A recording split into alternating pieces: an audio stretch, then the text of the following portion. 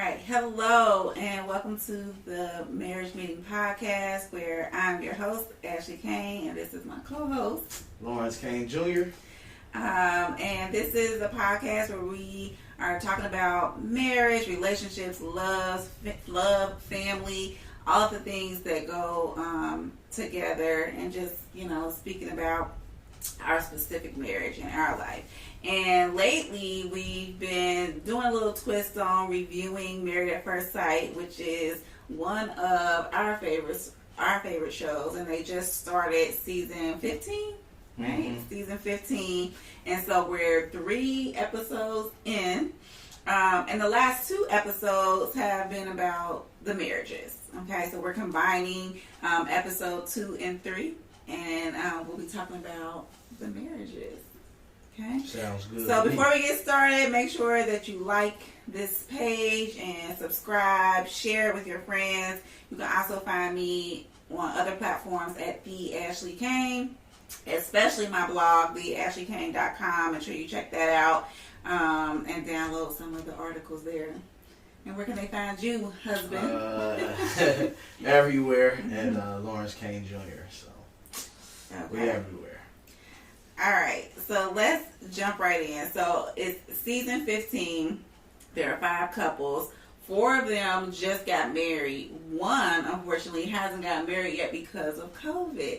We still dealing with COVID, the aftermath of COVID. So it comes on tonight, and hopefully we get to see them get married. Yeah. I know that their honeymoon will be shortened, so I wonder how that will affect that couple. And I believe I'm looking at their names because it's Morgan and Ben. Yeah, Ben. Morgan and Ben. So, and Ben, if you follow or watch the last episode, is the one who pinches pennies, right? He said that going to Ben and Jerry's and getting 2 scoops of ice cream was living lavish. So I'm really interested in seeing how their relationship goes, because even though you don't need lots and lots of money to be happy in a marriage, like if 2 scoops of ice cream is living lavish, I just wonder if he's willing to compromise or she's willing to compromise because she likes to travel. So I'm really interested in learning more about them. But let's get into the last 2 episodes. And I'm pulling up my notes here because I know I'm not old. I'm just older, and I have to write down everything. Right, babe? Mm-hmm. Me too. Okay. So one of the things that came up in episode 2 was celibacy before marriage. And I think this came from the couple, Alexis and Justin. Justin had mentioned to Alexis that he has been celibate for at least a year and a half, I think. And she immediately, she wasn't turned off by it, but she was like, wow, just taken aback from it. So how do you feel about celibacy before marriage? Is it a turn on? Is it a turn off? Is it just a thing? I think it's just a thing. We married now, so we'll figure it out as far as our intimacy, but I don't really need to. I think and specifically with their situation, like if I'm her, I would have been excited, good, because I don't even want to think about what you did in the last year before we just came to this wedding. So I don't know. Right, I don't think it's getting it in a week before, and now you trying to be with me. Yeah, right. I get that. Yeah, I don't think it's a turn off. I know that for us, we tried to mimic something like that. Obviously, if you've been following our journey or know us, and we actually had a baby before we got married. So, but we wanted to try to fast from that before getting married. So, what did we do? A month? 2 months? I can't remember. But we did make it was I want to say it was 2 months. And I think that just pulls out that other forms of intimacy, right? We know, or hopefully you know, that intimacy is more than the physical act of sex. So, trying to make sure that you are connected on the non-physical ways of intimacy, I feel like is very important. Yeah. And for me, it's probably more important because I'm very mentally aware of those things when it comes to intimacy. Like, my mind has to be right. Yeah. So I think physical touch is my primary love language. So I tell you all the time that it's not all about physical touch. When you hear that as somebody's primary love language, it automatically goes to, oh, so you like to have sex a lot. Like, nah. I just want to be loved. Yes, and. Physically. Both and. So. Both of them. That's it. Oh, yeah. Capital B. Capital O, capital A, capital F. Both. Yeah. It's definitely something that I think, looking back, it helped go into the marriage. I mean, going into marriage itself, you have to think outside of what you're comfortable in, what you are used to. Even though we were together, 3 years before we got married, but it's just a different thought process, because you are making a true commitment. Not only to each other, but to God. Right. So, you want to take it serious and set those intentions and really do the work behind getting ready for the marriage, not the wedding. Yeah. The marriage. Right. Okay. So yes, we're going to be talking about weddings, but definitely get ready for the marriage. The wedding is one day, and it can be very beautiful and joyous. But how are you preparing for the day after? When you wake up, like, okay, now we married. Now what? Yeah. Okay. Anything else about that? Okay. The second thing, y'all. Okay, so I think this came from not Kristen and Mitch. Okay. Oh yeah. Yes, Mitch is one of the oldest. He's 41. That's been on the show. So you can still find love after 30s, right? Kristen was engaged before, actually planned out the wedding in weeks or maybe even days before they had to call off the wedding because her fiance was not faithful. But she disclosed that she spent her life savings on the wedding and basically was SOL, from a financial standpoint after that, because, after so many days out, you can't get all of your money back. I think did she still go to the honeymoon? She still went to the honeymoon. Yeah. Shout out, listen, we about to take this girls trip. Very sexy. Very Sex in the City-ish for my Sex in the City friends, right? But would you spend your life savings on a wedding? I believe in saving. I believe in saving up for what you need and want. But would you spend your life savings? Did we? Is the question. No, we did not. Yeah, we was broke, right? So, we pay our bills. That's first and foremost. But when he proposed, we didn't have no wedding fund. We didn't have this substantial savings. Honestly, we probably had $1,000 to $2,000 in our savings. This is us with a family of 3, right? Now we started our savings, and we set a budget. Our budget was $10,000 for our wedding. Now this was back 2014. We got married, and so $10,000 was a lot of money. Right? Still a lot of money. Still a lot of money. So we, saved what we could, and we did use our tax return as a big bump for that. But we planned our wedding out like a year and a half. So whatever we could pay on, we paid on throughout that time. We didn't put anything on credit cards.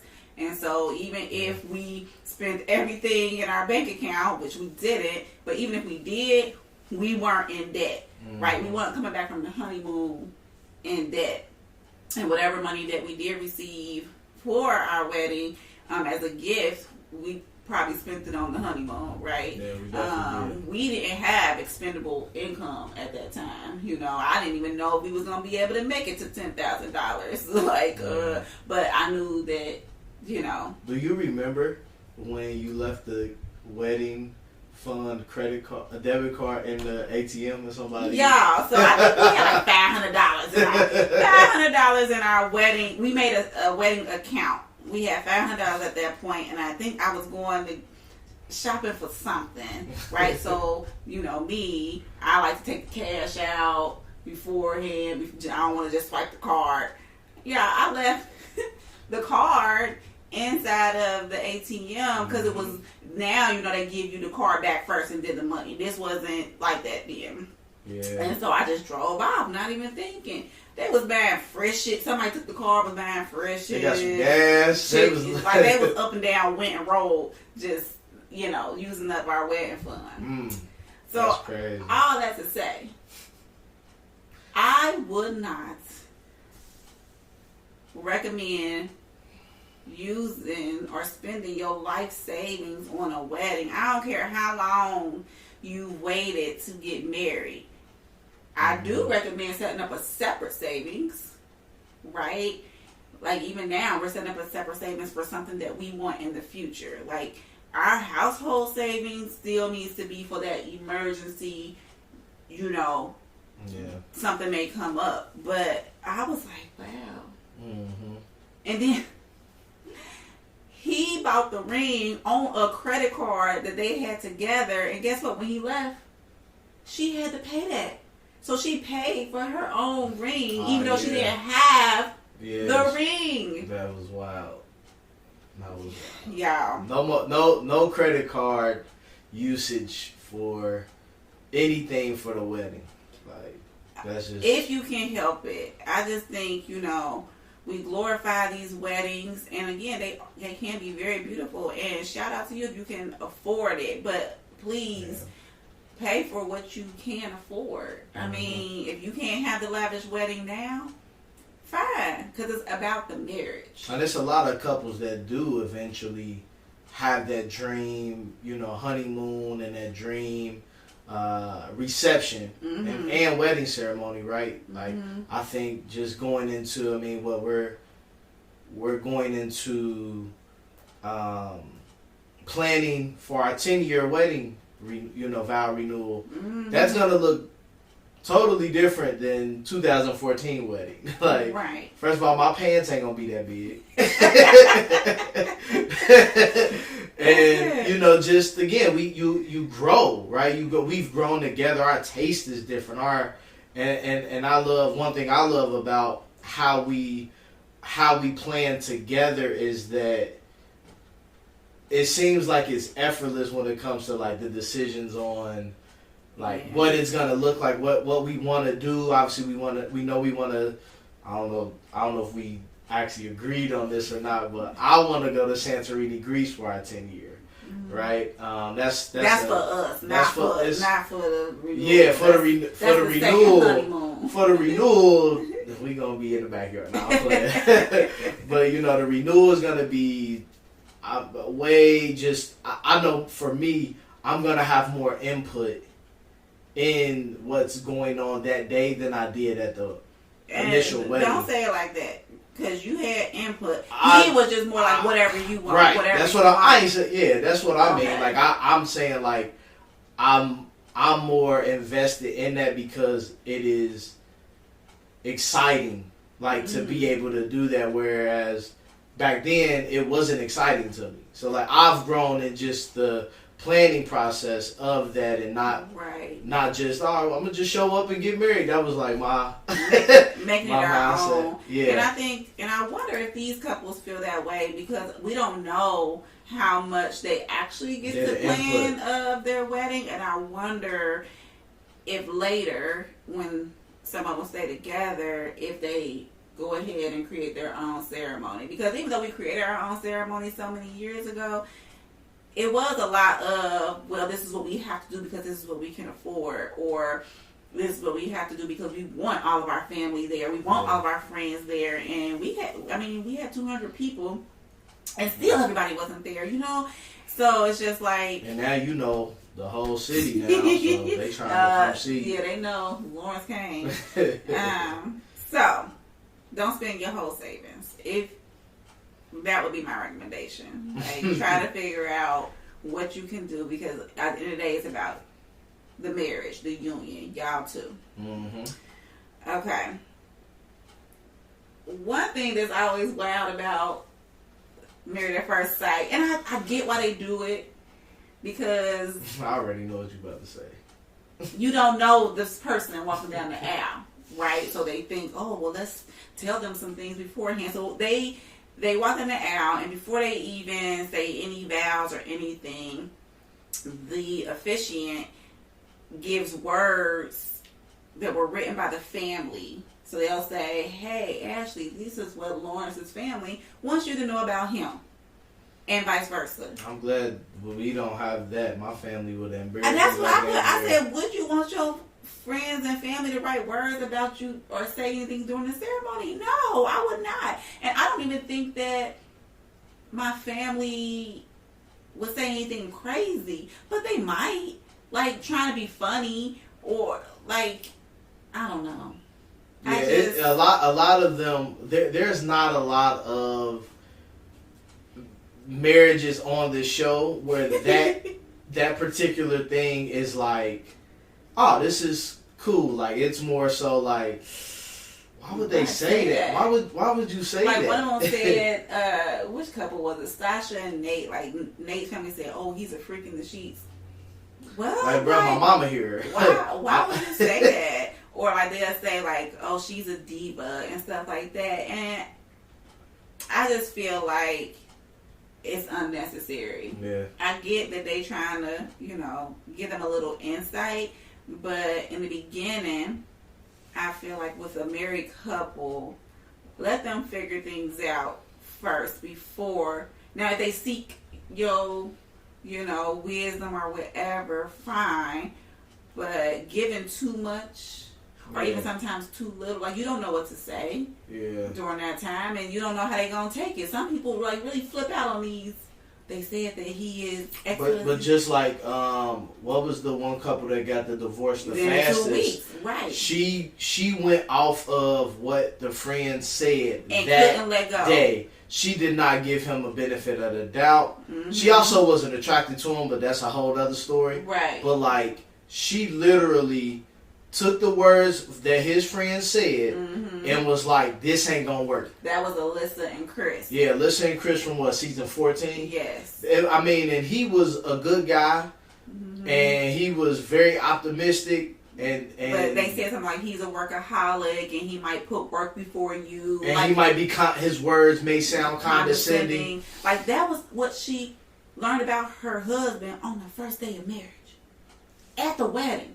And was like, nope, this ain't gonna work. Like, so, friends and family, I know you're trying to be helpful, but unsolicited advice, one, should be, hold it back for a minute. And also, be mindful of what you say and how you say it, right? Speak of your loved one in a good light. Mm-hmm. You want them to start off in a healthy way. Trust me, if there's something that is worrisome, we're going to find out. Like, right. So just don't be that person to put that seed in the mind, because sometimes people can't let go of that. Exactly. Like me, I'm all about seeing people for the good first. So something like that wouldn't necessarily take me aback, right? I'd probably be like, okay, I figured it out myself. Like, that's how my response would be. But some people, like, you just never know. So Thank you. Pulling up my notes. Yeah. Okay. That was that. So that was episode 2. Again, we're still in the marriages. Episode 3. Again, still getting married. And one thing, this was when Mitch and I can't keep up with their names. Mitch and Kristen. Mm-hmm. I'm sure I know their names by episode 5. Yeah. We're getting married, and one thing I recognize is that he didn't compliment her at the altar. Now I know nerves probably played a role in that, but even after she complimented him and said, "You look handsome," he just said, "Thank you." And that struck me, especially at the wedding. So, when Lawrence and I first went on a date, he didn't compliment me either. And he almost didn't get a second date. Shout out to Ron, our neighbor at the time, who was like, "Give him another chance, blah, blah, blah." My mom, "Oh, he done had a crush on you how long? You can go out with him again." So, they saved you. But he didn't compliment me either. And, you know, how important are compliments? Like those words of affirmation. I think that it's important. Mm-hmm. I think I don't even know what my mindset was on the first date. I was just kind of in a space of surrealness because I have liked you for so long, you know, up until that point. But yeah, I mean, I try to make sure even now, like, let you know how beautiful you are to me, and like you get your hair done. I ain't always the best at saying it first. Sometimes the kids be beating me to it. Right. Our daughters, well, they notice everything. But well, I mean, I'm the same way. Like if you get your hair cut, I might not mention it right away, or especially with your beard, because I'm like, then you just do that. Like, no, I just did. Oh, my bad. Like, do a subtle change. Yeah. But come back with a bald head, see if you respond. Oh, I'm sorry. So that was just interesting to me, and I hope that it's not, you know, foreshadowing something to come that maybe he's not attracted to. And I think you said that he mentioned that he's not attracted to her. It's not that he's not attracted to her. He is attracted to personality over looks. Okay. So he wants to see the real her before he starts to bring his feelings in it. At least that's what he said. Okay. I believe that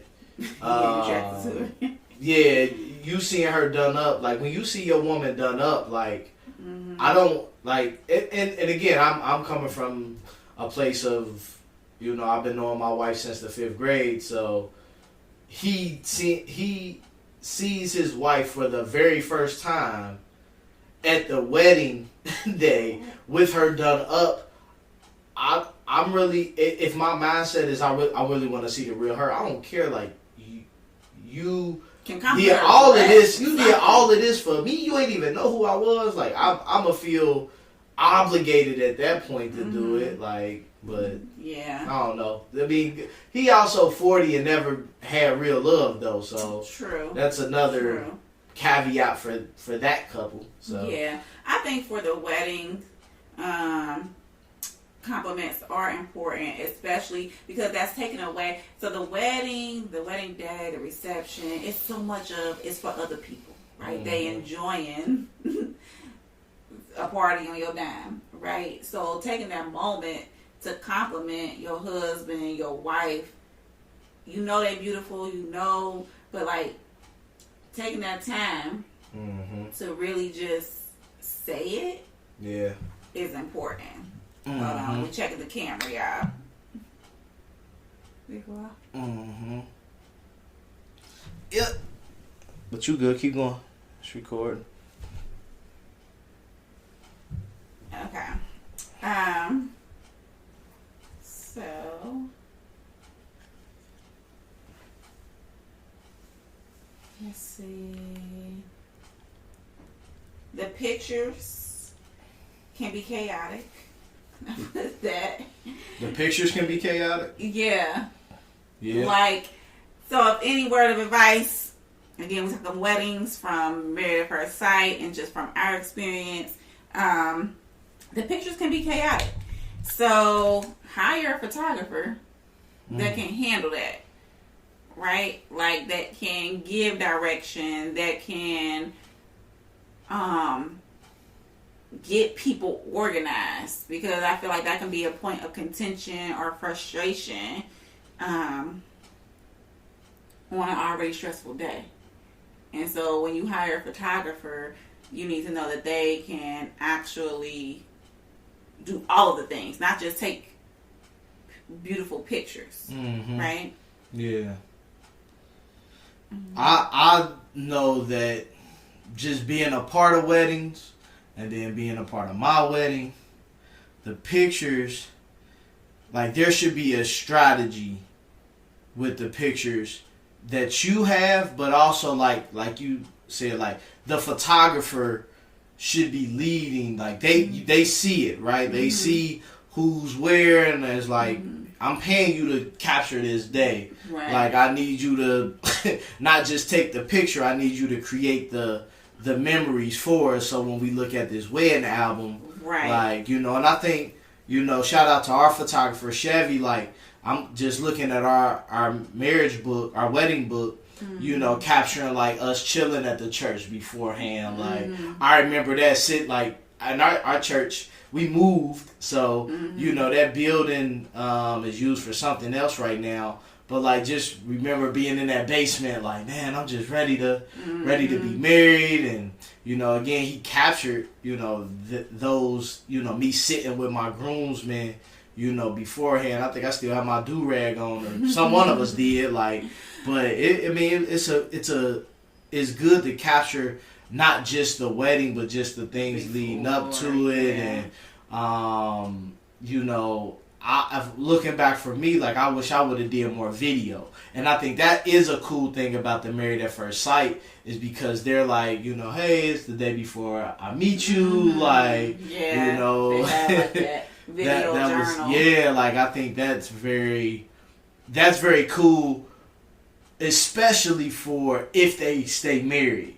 Right? Now, if you don't stay married, which a big percentage of the people don't, then it's like, dang, like. Yeah, now the world see this. But, so, if I had to give any advice about photography, if that could be a big part of your budget, make it. Because after the wedding, after it's all said and done, you got the pictures and the video to look back on. You know, so your memory might not serve you right, but you got the pictures. That is what you gonna look back on. So if you could spend your money a little more somewhere, that would be my advice, right? Yeah, you might remember how the food tastes or whatever, and that's a big part of it too. Like, you do want to have a great caterer, but if you could spend a little extra money on the photography package or a videographer, I think that would be a great thing to save for. Let's see.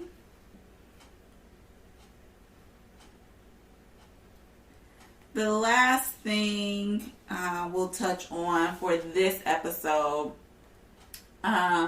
is there extra pressure on the husband to make sure your wife is comfortable? I pulled this from Lindy and Miguel, because Lindy grew up very differently and couldn't even dance. It was part of her religion, where she wasn't even allowed to dance, so she's never had a slow dance.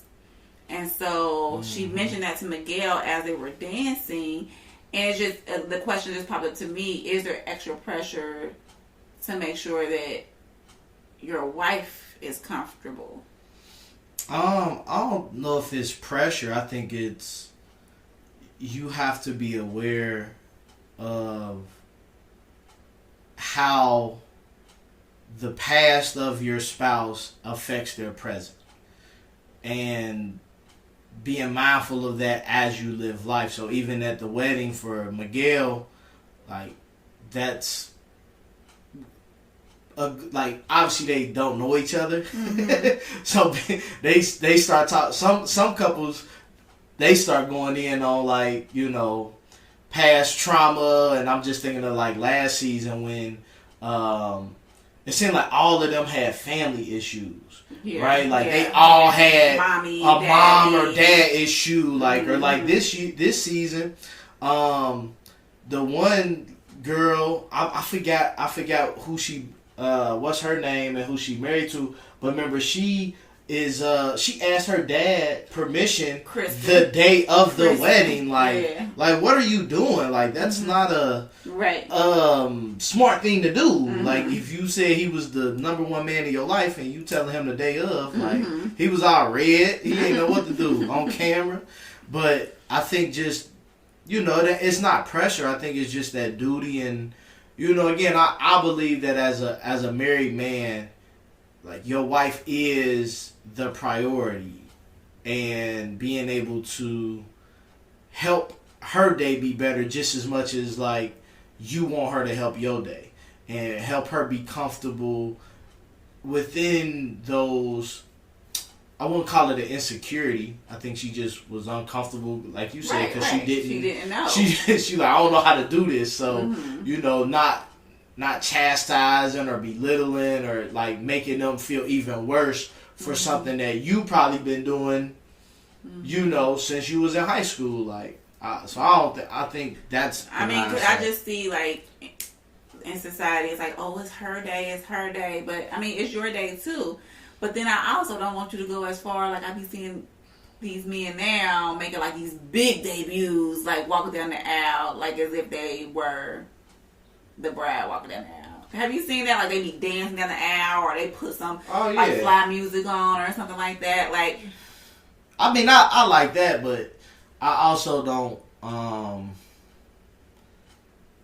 I don't like that yet. I don't really. That's not me. Like I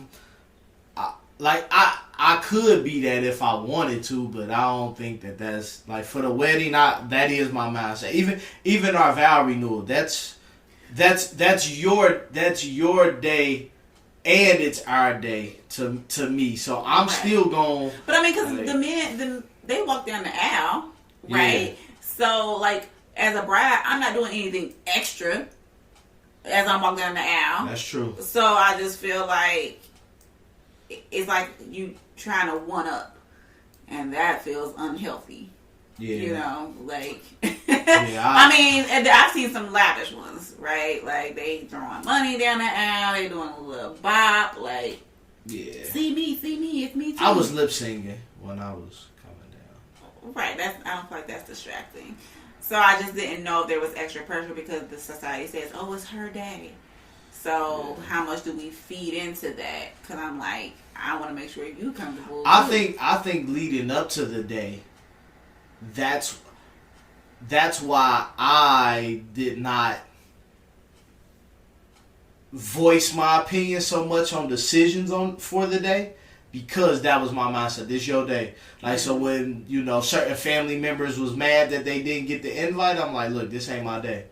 This my wife. Oh, you put it on me. For sure. Dang. For sure. I'm like, look. And then even you when ain't say like we got 200. Nah, not at all. I didn't say that. I said, hey, listen, it's her day. She get to choose who there for this moment. But I also like when if some of my friends get married, I'm like, look, if your wife gotta feel like you gotta cut somebody, like don't feel bad if I won't feel bad if you gotta cut me out. Like I'm always like that, because again I can understand when people you can't get invited to a wedding, but don't put me out there like that. I wanted everybody at the wedding. That was one time. We just had 200 seats, and I wasn't about to be charged extra on my wedding night. Looking back, I wonder how what was the number of my people versus your people that day? I don't know. We might still have a list. We should look. We probably still got the list somewhere. Yeah, we got to find the list. Because I made an electronic thing. You did? Mm-hmm. Oh, yeah. Because we had a seating chart. I won't do that again. I won't do a seating chart again. Everybody extra with the seating charts. Now I got a list. And at this point, it's like, shoot, I feel like I invite everybody because so many people did not show up. And, no shade, but that's money. Right? We paid what, $14 a plate. It was people that didn't come. So that means and then there was people that came and wasn't invited. Right, but we still didn't have everybody. So yeah, it is what it is. But I think that's all I have to talk about for the weddings. We're going in the honeymoon. I think. Well, we got one more wedding tonight. Who, being in them? Yeah. I'm sure they'll probably show. I don't know, if that was the order, but I'm sure they'll probably show the wedding simultaneously with them honeymoons and stuff. We got the wedding night. They usually spend a couple on the wedding night. Yeah, we'll see. We shall see. So, thank you for listening. Again, this is the Marriage Meeting Podcast with Ashley Kane and Lawrence Kane, where we, again, just discuss marriage, love, friendship, parenting, all the things that go along with it. For the next few episodes, we'll be, stemming from Married at First Sight, season 15. So don't forget to like, subscribe, share, follow us at B. Ashley Kane and Lawrence Kane Jr. on all platforms. And don't forget to go and check out my blog, theashleyKane.com. We'll make sure we put the links down in the comment section. Have a great week. Peace.